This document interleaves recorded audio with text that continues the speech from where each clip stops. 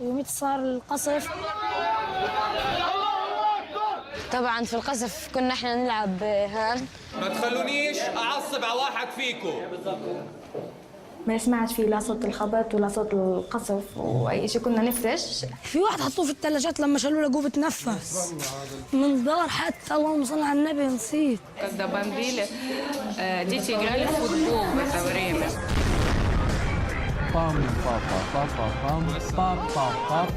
يلا.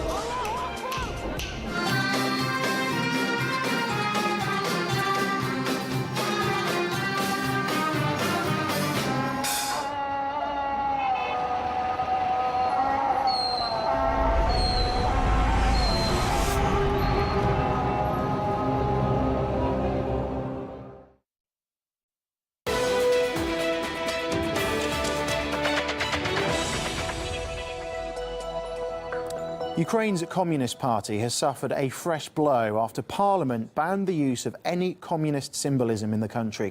The move also declares the regime that ruled the country until the early 1990s as illegal.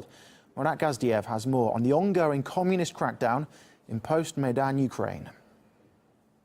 It seems speaking out as a communist in modern-day Ukraine has consequences. Вы сегодня вооруженных людей бросили против тех, кто мирным путем хотели отстоять свои права.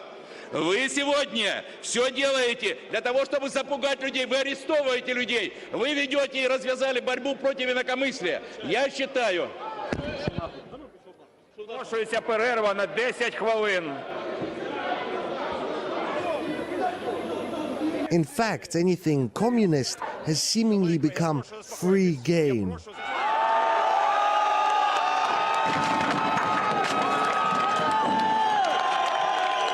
Beating elected deputies and burning party offices aside, Ukraine is in a difficult position, and emotions do get out of control. Вилучити Симоненка з зали для того, щоб ним тут і не воняло цим гнилим, продажним, ФСБшним агентом.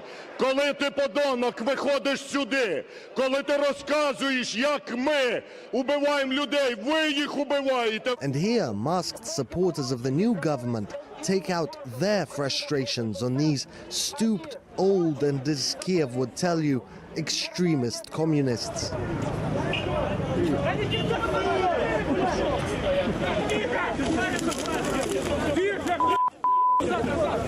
The Communist Party was soon banned, and just to make sure that they're gone for good, a priest was invited to sprinkle holy water on the seats they sat on.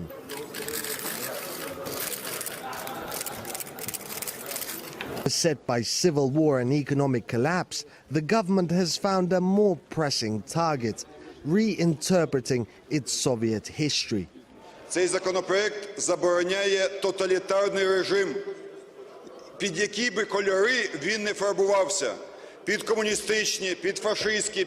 Never mind that just a few years ago, more than 2 million Ukrainians democratically voted for the Communist Party. Then outlawing the party is outlawing of the history, the symbols, and the traditions.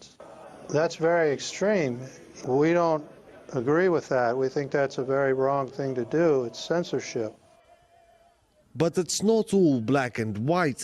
Millions lost their lives during a famine in the 1930s that affected southern regions of the Soviet Union, including Ukraine.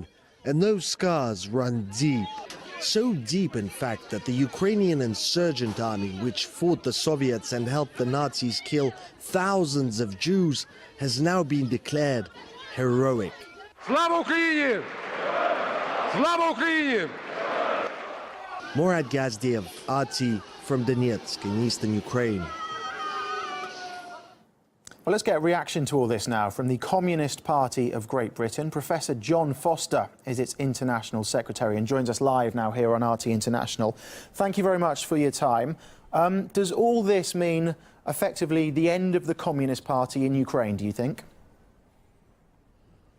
I'm sure it won't mean the end of the Communist Party because it has or had a couple of years ago 100,000 members, and thousands and thousands of communists worked for the Communist Party in the last election that was held only a few months ago. And even in those circumstances, when people were being attacked and offices burnt, nonetheless the Communist Party still got 4% of the vote, which is hundreds of thousands of votes. So the Communist Party won't go away, but they will be working in very considerable difficulties. What will those difficulties be? The difficulties obviously will be harassment. The government has attempted to ban the Communist Party altogether, but the legal case against them was abandoned because the judges said they'd been put under undue pressure and all resigned. That collapsed a few weeks ago. So obviously the Ukrainian parliament went down another road and is now banning all the symbols of the Communist Party. Which will create difficulties for the Communist Party, but it will also create great difficulties, and I think this is the really worrying part for anybody in Europe. It will create great difficulties for the peace process and for implementing the Minsk agreement, because the Minsk agreement was based on an understanding that Ukraine should be a plural society, recognizing different language groups and different perspectives. And certainly the republics in the east will find it very difficult to come to terms with the government in Kiev that is banning the symbols of the Soviet Union, of the war against the fascists, and of the Communist Party, which they see as an intrinsic part of their own heritage and what they defended, and which of course at the moment, in a month's time, they will be celebrating in terms of the defeat of fascism.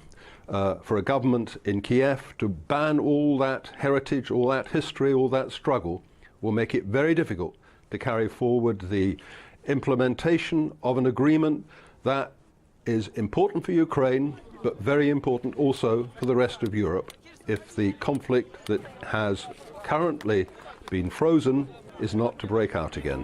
Well, this legislation effectively, I suppose, equates communism and Nazism as well, because they're coming under the same umbrella here. What's your reaction to that?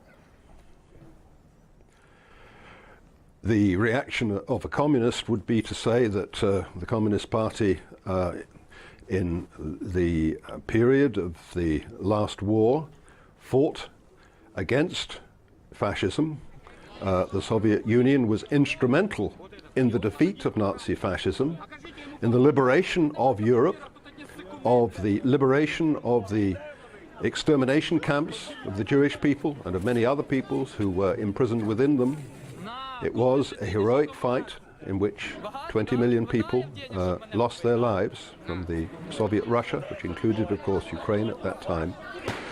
And to equate that fight and those who led it and took part in it with the people who were responsible for quite inhuman levels of extermination that would have completely destroyed the democratic societies of Europe had they been victorious.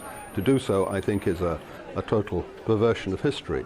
And of course today, communists across the world, in Latin America, Cuba, in Vietnam, in China, are working for a different type of society. Not everybody would agree with it, but they are working for a different type of society in which it is not the monopolies and big business that control the world, but it is, to some extent or other, people democratically through public ownership who are able to develop the economy. And that's the basic perspectives that the communists in Ukraine carried forward. They were arguing prior to the coup in 2014 that what Ukraine wanted was a plural republic, a federal republic, a parliamentary republic that would not be dominated by oligarchs and corruption, but would enable the people democratically through their own parliament to be able to determine the way forward, and where the wave of privatization that had been carried out and which has virtually bankrupted the Ukrainian economy would be reversed. Okay, John, and public ownership would be restored. Thank you very much for your time. Much appreciated. Professor John Foster from the Communist Party of Great Britain. Thank you for joining us here on RT International.